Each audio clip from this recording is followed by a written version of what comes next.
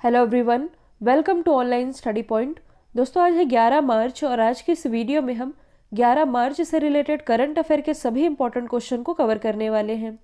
तो यदि आप लोगों को इस वीडियो की पीडीएफ चाहिए तो आप हमारे इस मोबाइल एप्लीकेशन को भी इंस्टॉल कर सकते हैं, जिसमें आप लोगों को डेली क्विज, फ्री पीडीएफ और प्रतिदिन के करंट अफेयर का ऑडियो भी मिल सकेगा। इसके अलावा यदि आप एनटीपीसी और ग्रुप डी की तैयारी कर रहे हैं तो आप हमारे इस नए चैनल से भी जुड़ सकते हैं, जिसकी लिंक डिस्क्रिप्शन बॉक्स में दी हुई है। और आज आप लोगों को मेरी आवाज़ थोड़ी बदली हुई लग रही होगी, तो मैं आप लोगों को बता दूं कि मुझे जुकाम हुआ है, जिसके कारण आवाज़ थोड़ी लो आएगी, तो आज आप लोग थोड़ा मैनेज कर लीजिएगा। स्टार्ट करते हैं हमारा पहला क्वेश्चन। हाल ही में अमेरिका किस देश के नागरिकों को अस्थायी कानूनी शरण देगा? तो अमेरिका अभी हाल ही में वेनेजुएला को, मतलब कि वेनेजुएला के नागरिकों को अस्थायी कानूनी शरण देगा। अब ये पूरा मैटर है क्या? तो सबसे पहले आप मैप में देख लीजिए वेनेजुएला, जो कि लैटिन अमेरिकी कंट्री है। यदि आप लोगों को याद होगा तो कुछ दिन पहले मैंने आप लोगों को बताया था कि ये जो वेनेजुएला है ये आर्थिक तंगी से गुजर रहा है, और इसलिए कुछ दिन पहले ही यहाँ 10 लाख बोलीवर का नया करेंसी नोट भी जारी किया गया था। और इसी के साथ मैंने आप लोगों को मुद्रा अवमूल्यन भी समझाया था। यदि आप लोग बेहतर तरीके से समझना चाहें इस क्वेश्चन को, तो आप 8 मार्च के करंट अफेयर के वीडियो में क्वेश्चन नंबर 3 को देख लीजिए, तब आप लोग इस क्वेश्चन को ध्यान से समझ पाएंगे। तो 10 लाख बोलीवर का नया करेंसी नोट ये जारी किया गया था बोलीविया के द्वारा, और इतना बड़ा करेंसी नोट जारी करने वाला ये विश्व का पहला देश भी बना था। साथ ही यदि देखा जाए तो 10 लाख बोलीवर की कीमत भारत में कितनी है? तो भारत में है 36 रुपये। तो आप ये कह सकते हैं कि 10 लाख बोलीवर में, मतलब कि इस 36 रुपये में भारत में तो आधा लीटर पेट्रोल भी नहीं मिलेगा। तो यूँ समझिए कि यहाँ के जो लोग हैं ये बोरों में और बैग में भर भर के दुकानों पर पैसे ले जाते हैं, और इतने सारे पैसे में केवल एक पॉलीथीन भर के घर का सामान आ सकता है। मतलब कि 10 लाख बोलीवर में यहाँ के लोग केवल आधा किलोग्राम चावल खरीद सकते हैं। और ऐसी भी घोषणा की गई है कि अगले हफ्ते यहाँ 2 लाख और 5 लाख रुपए बोलीवर के 2 लाख बोलीवर और 5 लाख बोलीवर के नोट भी जारी किए जाएंगे। और वेनेजुएला की आर्थिक स्थिति इतनी खराब हो गई है कि देश को सोना बेचकर सामान खरीदना पड़ रहा है, और वेनेजुएला में लाखों लोग भूखे पेट सोते हैं क्योंकि उनके पास खाने के लिए भोजन नहीं है।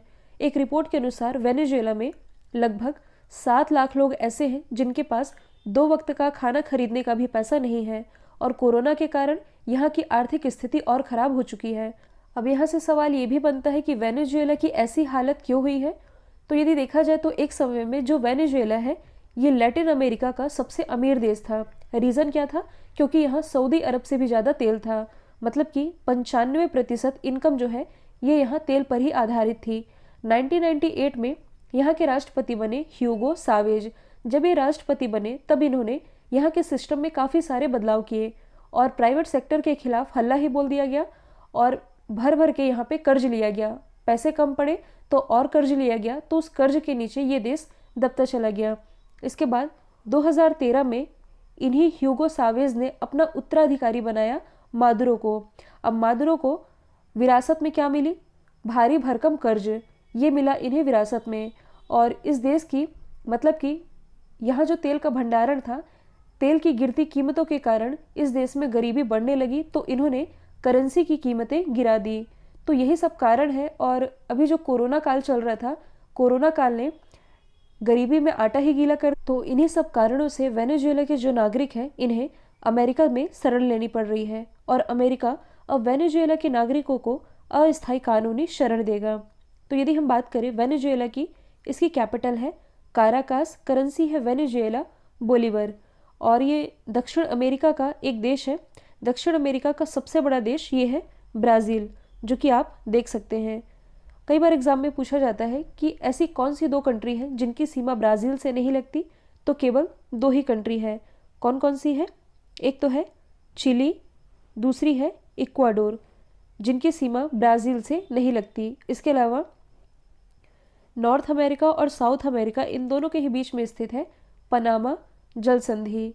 इसके अलावा जो दक्षिण अमेरिका है इसे और क्या कहा जाता है? मतलब कि इसका उपनाम है सांपों का द्वीप या पक्षियों का द्वीप। जैसे कि नॉर्थ अमेरिका को नई दुनिया कहा जाता है, वैसे ही जो दक्षिण अमेरिका है इसे सांपों का महाद्वीप या पक्षियों का महाद्वीप कहा जाता है। अगला क्वेश्चन है, हाल ही में उत्तराखंड के नए मुख्यमंत्री कौन बने हैं? तो कल ये न्यूज़ आप लोगों ने सुनी होगी कि अभी तक जो उत्तराखंड के मुख्यमंत्री थे त्रिवेंद्र सिंह रावत, इन्होंने अपने पद से इस्तीफा दे दिया, जिसके बाद से अब उत्तराखंड के नए मुख्यमंत्री ये बन गए हैं तीरथ सिंह रावत, जिनकी इमेज आप देख पा रहे हैं। और जो तीरथ सिंह रावत है ये उत्तराखंड के 10वें क्रम के मुख्यमंत्री बन गए हैं। और यहाँ के जो पूर्व मुख्यमंत्री थे त्रिवेंद्र सिंह रावत, इन्होंने अपना इस्तीफा क्यों दिया है इसका कारण अभी स्पष्ट नहीं किया गया है, लेकिन इन्होंने कल ही अपना इस्तीफा यहाँ की जो राज्यपाल है बेबी रानी मौर्य, इन्हें सौंप दिया है। क्योंकि संविधान में आप लोगों ने पढ़ा भी होगा कि जो मुख्यमंत्री होते हैं ये अपने पद से इस्तीफा किसे देते हैं? तो ये इस्तीफा सौंपते हैं उस राज्य के राज्यपाल को। तो बेबी रानी मौर्य को इन्होंने इस्तीफा सौंपा और इन्हीं बेबी रानी मौर्य के द्वारा जो यहाँ के नए मुख्यमंत्री हैं त्रिवेंद्र सिंह रावत, इन्हें शपथ दिलाई गई है। अब सवाल ये भी बनता है कि उत्तराखंड के जो मुख्यमंत्री रहे थे त्रिवेंद्र सिंह रावत, इनका 4 साल का कार्यकाल ये तो इन्होंने पूरा कर लिया था, अब बच गया था 1 साल, क्योंकि मुख्यमंत्री का जो कार्यकाल होता है वैसे तो 5 साल का होता है। तो इसी 1 साल के लिए जो तीरथ सिंह रावत है ये बनाए गए हैं 10वें क्रम के मुख्यमंत्री। तीरथ सिंह रावत ये है कौन? तो देखिए, जब उत्तराखंड 2000 में सन 2000 में भारत का 26वां राज्य बना था, तब ये उत्तराखंड के पहले शिक्षा मंत्री भी थे। इसके अलावा 2000 में शिक्षा मंत्री, 2007 में ये उत्तराखंड के गृह मंत्री भी रहे और ये गढ़वाल से लोकसभा सांसद भी हैं, जो कि अब बन गए हैं उत्तराखंड के मुख्यमंत्री। अच्छा, इस क्वेश्चन में यदि हम कुछ बेसिक डिस्कस करें तो यदि हम बात करें मुख्यमंत्री की, जैसे कि जो राज्यपाल होता है ये राज्य का संवैधानिक प्रमुख होता है, वैसे ही जो मुख्यमंत्री होता है ये राज्य का वास्तविक प्रमुख होता है। राज्यपाल राज्य का मुखिया होता है, जबकि जो मुख्यमंत्री होता है ये सरकार का मुखिया होता है। और जो आर्टिकल 164 है यानी कि 164, आर्टिकल 164 के अनुसार इनकी नियुक्ति कौन करते हैं? राज्यपाल। अब राज्यपाल मुख्यमंत्री की नियुक्ति करते हैं, इसका मतलब ये नहीं है कि राज्यपाल किसी को भी मुख्यमंत्री बना दे। इसका मतलब ये है कि राज्य विधानसभा में जिस दल को भी बहुमत प्राप्त होगा, मतलब कि बहुमत प्राप्त दल के नेता को, जो भी नेता होगा उसे मुख्यमंत्री बनाया जाता है। अब यहाँ से सवाल ये भी बनता है कि मान लीजिए यदि किसी भी दल को बहुमत प्राप्त नहीं है तो ऐसे में राज्यपाल क्या करेगा? तो ऐसे में राज्यपाल अपने विवेकाधिकार का इस्तेमाल करता है। मतलब कि ऐसी परिस्थिति में राज्यपाल सबसे बड़े दल या दलों के समूह के नेता को मुख्यमंत्री नियुक्त करता है और उसे 1 माह के भीतर सदन में विश्वास मत हासिल करने के लिए कहता है। तो इस तरह से मुख्यमंत्री की नियुक्ति की जाती है। तो उत्तराखंड के नए मुख्यमंत्री ये बने हैं तीरथ सिंह रावत। उत्तराखंड के बारे में हम आगे भी डिस्कस करने वाले हैं। फिर अगला क्वेश्चन है, हाल ही में अडानी ग्रीन एनर्जी की इकाई ने गुजरात के कक्ष में कितने मेगावाट का पवन ऊर्जा संयंत्र चालू किया है? तो अडानी ग्रुप की एक यूनिट है जिसका नाम है अडानी विंड एनर्जी कक्ष 3 लिमिटेड। इसने गुजरात के कक्ष में अभी हाल ही में 100 मेगावाट की पवन ऊर्जा संयंत्र को चालू किया है और इस संयंत्र के चालू होने के साथ ही इस कंपनी की कुल परिचालन क्षमता ये 497 मेगावाट तक पहुंच गई है। तो यदि हम बात करें अडानी ग्रुप की, जो कि भारत की एक मल्टीनेशनल कंपनी है, इसकी स्थापना 20 जुलाई 1988 में की गई थी। हेडक्वार्टर स्थित है गुजरात के अहमदाबाद में। इसके चेयरमैन हैं गौतम अडानी। अब यदि हम बात करें कक्ष की, तो आप देख सकते हैं ये है गुजरात का कक्ष जिला, ये है गल्फ ऑफ कक्ष। तो इसी कक्ष में अडानी ग्रुप के द्वारा 100 मेगावाट के पवन ऊर्जा संयंत्र को स्थापित किया गया है। ध्यान दीजिए, ये पवन ऊर्जा संयंत्र है। यदि आप करंट से रिलेट करें तो हाल ही में प्राइम मिनिस्टर नरेंद्र मोदी जी के द्वारा इसी गुजरात के कक्ष जिले में दुनिया के सबसे बड़े नवीकरणीय ऊर्जा पार्क, इसकी भी आधारशिला रखी गई है, जिसकी क्षमता कितनी है? 30,000 मेगावाट। और यदि आप आसपास की लोकेशन देखेंगे तो देखिए, मध्य प्रदेश से बहती हुई आती है नर्मदा नदी। नर्मदा नदी जो कि मध्य प्रदेश की सबसे लंबी रिवर है, ये यहाँ से बहती हुई आती कहाँ गिरती है? गल्फ ऑफ खंभात यानी कि खंभात की खाड़ी में। ये जो आप देख रहे हैं सूरत, ये किस नदी के किनारे बसा हुआ है? ये बसा हुआ है ताप्ती नदी के किनारे। ये जो आप देख रहे हैं ये है अरेबियन सी। तो गुजरात के बाद यहाँ से महाराष्ट्र लग जाता है। महाराष्ट्र की जो राजधानी है मुंबई, ये इसी अरब सागर के किनारे है। और भारत का पहला तैरता हुआ फ्लोटिंग बास्केटबॉल कोर्ट ये इसी अरब सागर में स्थापित किया गया है। ये जो आप देख रहे हैं ये है भावनगर, जहाँ विश्व का पहला सीएनजी पोर्ट टर्मिनल ये स्थापित किया गया है। ये है सुरेंद्र नगर, जहाँ केवीआईसी यानी कि खादी एवं ग्राम उद्योग आयोग के द्वारा भारत का पहला सिल्क प्रोसेसिंग प्लांट ये स्थापित किया गया है। ये जो आप देख रहे हैं ये है जामनगर, जामनगर जो कि दुनिया की सबसे बड़ी तेल रिफाइनरी है। अगला क्वेश्चन है, हाल ही में किस राज्य में भारत का पहला वन चिकित्सा केंद्र खोला गया है? तो ये ओपन किया गया है उत्तराखंड में। वन चिकित्सा केंद्र या आप कह सकते हैं कि भारत का पहला हीलिंग सेंटर जो कि उत्तराखंड में स्थापित किया गया है। इसके बारे में यदि हम डिस्कस करें तो इस चिकित्सा केंद्र में होगा क्या, मतलब कि ये एक तरह का वन चिकित्सा केंद्र है। कहने का मतलब है कि यहाँ जो तनावग्रस्त लोग हैं वे यहाँ आकर मतलब कि इन पेड़ पौधों के बीच रह करके तनाव से मुक्ति पा सकते हैं। और इसका पर्पस ही ये है कि तनावग्रस्त लोगों को तनाव से बाहर निकालने में हेल्प करना। तो यदि देखा जाए तो प्रदेश का ये अपनी तरह का एक पहला प्रयोग है जो कि स्थापित किया गया है उत्तराखंड में। उत्तराखंड की यदि हम बात करें तो अभी मैंने बताया है कि यहाँ के नए मुख्यमंत्री बने हैं। इनका नाम क्या है? तीरथ सिंह रावत। उत्तराखंड की राजधानी है देहरादून, ग्रीष्मकालीन राजधानी है गैरसेंड। इसके अलावा हाल ही में चमोली में ग्लेशियर फटने की घटना ये सामने आई थी। पिथौरागढ़ में भारत का पहला लाइकेन पार्क स्थापित किया गया है। नैनीताल में भारत का पहला कवक पार्क स्थापित किया गया है। इसके अलावा उत्तरकाशी के पास स्थित है यमुनोत्री।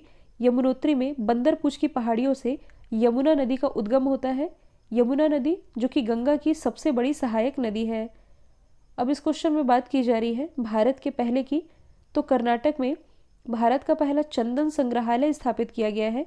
यदि हम बात करें असम की, तो असम के जोगीघोपा में भारत का पहला मल्टी मॉडल लॉजिस्टिक पार्क की आधारशिला रखी गई है। यदि हम बात करें गुजरात की, तो गुजरात के महिसागर जिले में भारत का पहला डायनासोर पार्क स्थापित किया गया है। अगला क्वेश्चन है, हाल ही में किस राज्य या केंद्र शासित प्रदेश ने सुपर 75 छात्रवृत्ति योजना की शुरुआत की है? इसकी शुरुआत की गई है जम्मू कश्मीर के द्वारा। तो गरीब परिवारों की जो मेधावी लड़कियां हैं उनके लिए इस योजना की शुरुआत की गई है। साथ ही पहली से 12वीं क्लास तक सरकारी स्कूल में पढ़ने वाली लगभग 5,89,000 लड़कियों से कोई फीस नहीं ली जाएगी। साथ ही तेजस्विनी योजना इसकी भी शुरुआत की गई है, जिसके अंतर्गत 18 से 35 साल तक की लड़कियां जो खुद का व्यवसाय शुरू करना चाहती हैं इन्हें 5 लाख रुपए तक की आर्थिक सहायता प्रोवाइड कराई जाएगी। तो यही है सुपर 75 छात्रवृत्ति योजना जिसकी शुरुआत की है जम्मू कश्मीर ने। आप मैप में देख सकते हैं जम्मू कश्मीर की लोकेशन। यहाँ के उपराज्यपाल है मनोज सिन्हा। अब मैं आप लोगों को जम्मू कश्मीर से रिलेटेड कुछ फैक्ट बताती हूँ जो कि करंट से ही रिलेटेड है। भारत का पहला इग्लू कैफ़े ये गुलमर्ग में स्थापित किया गया है। हाल ही में यहाँ स्टूडेंट हेल्थ कार्ड भी जारी किया गया। पहली बार जम्मू कश्मीर में महिला जन सुनवाई कार्यक्रम ये भी आयोजित किया गया था, जिसकी अध्यक्षता केंद्रीय महिला आयोग की अध्यक्ष रेखा शर्मा ने की थी। और यहाँ का पहला तारामंडल ये भी जम्मू कश्मीर में ही बनाया जाएगा। खेलो इंडिया विंटर गेम्स का जो दूसरा संस्करण रहा इसमें टॉप पर रहा था जम्मू। साथ ही सबसे इम्पॉर्टेंट ये है कि यही दुनिया का सबसे ऊंचा रेलवे पुल बनाया जाएगा चिनाब नदी पर। हाल ही में देशभक्ति बजट किसने पेश किया है? कहने का मतलब ये है कि देशभक्ति थीम पर ये जो बजट पेश किया गया है ये पेश किया है दिल्ली गवर्नमेंट ने। तो ये दिल्ली सरकार का पहला डिजिटल बजट है जो कि उप मुख्यमंत्री और यहाँ के जो वित्त मंत्री हैं जिनका नाम है मनीष सिसोदिया, इन्होंने देशभक्ति की थीम पर ये बजट पेश किया है।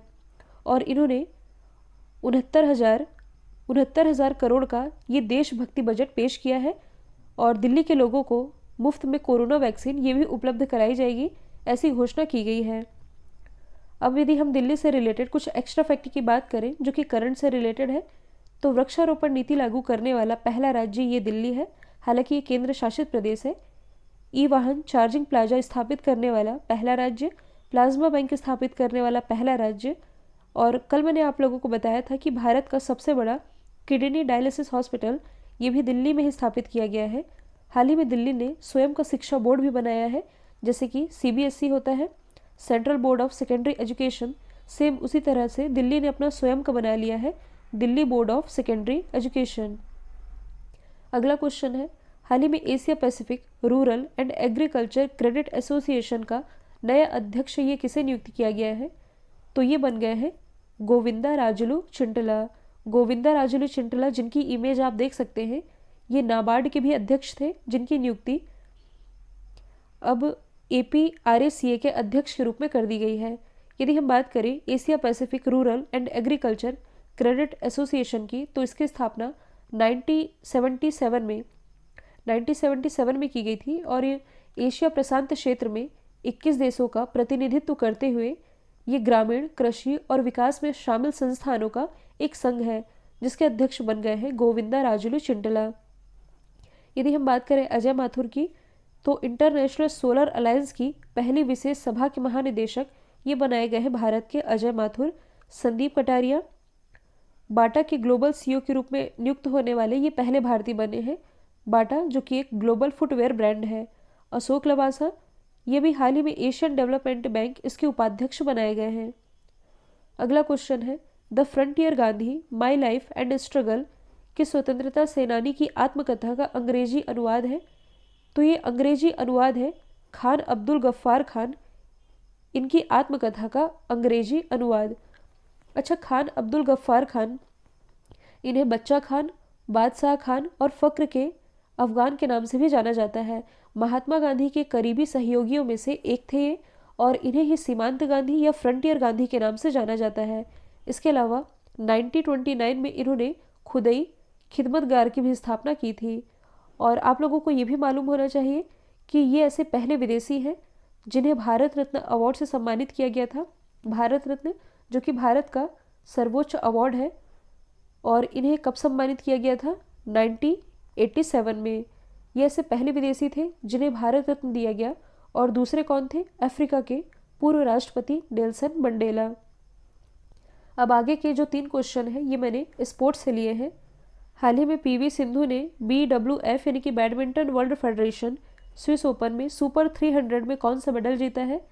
तो इस सुपर 300 में इन्होंने सिल्वर मेडल अपने नाम किया है, यानी कि इन्होंने जीता है रजत पदक।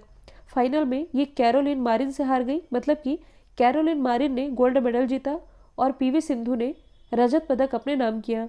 यदि हम बात करें PV सिंधु की, तो ये भारत के किस राज्य से बिलोंग करती हैं? तेलंगाना से।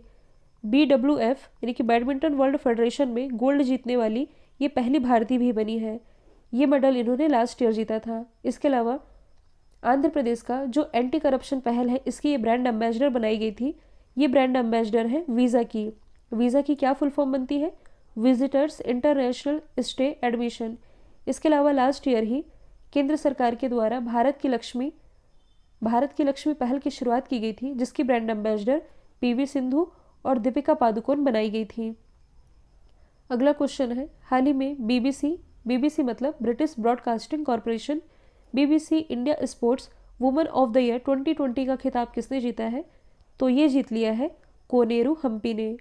कोनेरू हम्पी, जिनकी इमेज आप देख सकते हैं, ये एक शतरंज खिलाड़ी है और 2003 में इन्हें अर्जुन पुरस्कार और 2007 में इन्हें पद्मश्री से भी नवाजा जा चुका है। ये किस राज्य से बिलोंग करती हैं? तो ये बिलोंग करती हैं कर्नाटक से, और इन्होंने ही BBC India sports woman of the year 2020 का खिताब अपने नाम कर लिया है। अब यदि हम अदर ऑप्शन को डिस्कस करें, तो हाल ही में जो असम की ढींग एक्सप्रेस है, हिमा दास, इन्हें DSP नियुक्त किया गया है। विनेश फोगाट, तो हाल ही में इन्होंने लगातार 2 गोल्ड मेडल अपने नाम किए हैं। 53 किलोग्राम कैटेगरी में ये विश्व की नंबर 1 रेसलर है, हरियाणा से बिलोंग करती हैं। यदि हम बात करें रानी रामपाल की, जो कि एक हॉकी प्लेयर है, रानी रामपाल जिन्हें 2020 में ही world games athlete of the year चुना गया था, और world games athlete of the year चुने जाने वाली ये विश्व की पहली महिला, मतलब कि विश्व की पहली हॉकी खिलाड़ी भी बनी थी। अगला क्वेश्चन है, हाल ही में ICC के फरवरी माह का प्लेयर ऑफ द मंथ ये किसे चुना गया है? तो जैसे कि आप सभी जानते हैं कि ICC ने एक नए कैटेगरी में अवार्ड देने की शुरुआत की है। तो ये जो नई कैटेगरी है प्लेयर ऑफ द मंथ, जनवरी में ये तो चुने गए थे ऋषभ पंत, और अभी हाल ही में फरवरी माह के लिए प्लेयर ऑफ द मंथ ये चुने गए हैं रविचंद्रन अश्विन, जिनकी इमेज आप देख पा रहे हैं। तो इंग्लैंड के खिलाफ हालिया टेस्ट सीरीज़ में इनके बेहतर परफॉर्मेंस के लिए इन्हें ICC player of the month फरवरी के लिए चुना गया है। और ये जो टेस्ट सीरीज़ रही थी इंग्लैंड के खिलाफ, इसमें इन्हें मैन ऑफ द सीरीज़ भी चुना गया। इन्होंने 32 विकेट लिए थे और सेंचुरी भी बनाई थी। अब यदि हम बात करें आईसीसी की, यानी कि इंटरनेशनल क्रिकेट काउंसिल की, इसकी स्थापना हुई थी 1909 में। हेडक्वार्टर स्थित है दुबई यूएई में और इसके अध्यक्ष कुछ समय पहले ही बनाए गए हैं। इनका नाम है ग्रेग बार्कले, जो कि बिलोंग करते हैं न्यूजीलैंड से। देखिए आईसीसी मेंस वर्ल्ड कप जो कि होना है 2023 में, इसे होस्ट करेगा अपना देश भारत। जबकि आईसीसी वुमेंस वर्ल्ड कप जो कि होना है 2021 में, इसे होस्ट करेगा न्यूजीलैंड। कल जो मैंने आप लोगों से सवाल पूछा था, इसका राइट आंसर था नौरीन हसन। अब आप लोगों के लिए आज का सवाल है, हाल ही में किस देश ने सार्वजनिक स्थानों पर बुर्का पहनने पर रोक लगा दी है? तो इसका जो भी आंसर है कमेंट बॉक्स में बताइएगा। वीडियो यदि पसंद आया है तो लाइक कीजिए, शेयर कीजिए और चैनल को सब्सक्राइब करना बिल्कुल मत भूलिएगा। तो आज के लिए इतना ही। Thank you so much.